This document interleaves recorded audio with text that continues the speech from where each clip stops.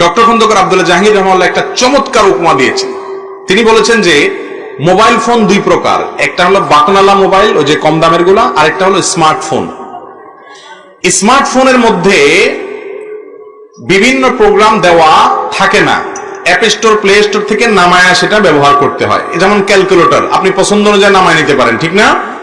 আর কম দামের যে বাটনওয়ালা মোবাইল বলা হয়, সেই মোবাইলগুলোতে কি হয়, সেই মোবাইলগুলোতে যা দেওয়ার তা দেওয়া আছে, কোনো অ্যাপ স্টোর প্লে স্টোর থেকে নামানোর কিছু নাই।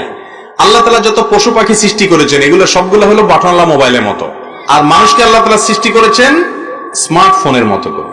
কিভাবে সেটা বুঝাই? অন্য প্রাণীকে যা দেওয়ার প্রোগ্রাম সব ইনস্টল করে আল্লাহ তাআলা দুনিয়াতে পাঠান, নতুন কোনো কিছু ইনস্টল সেখানে হবে না।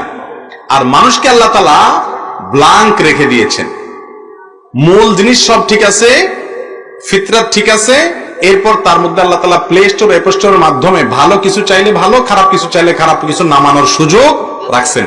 যেমন স্মার্টফোনে, দামি মোবাইলগুলোতে আপনি চাইলে একটা খারাপ জিনিসও নামাইতে পারেন, চাইলে একটা ভালো জিনিসও, চাইলে কোরআনের অ্যাপও নামাইতে পারেন, চাইলে ফিল্মের অ্যাপও নামাইতে পারেন। অপশন আছে না নাই?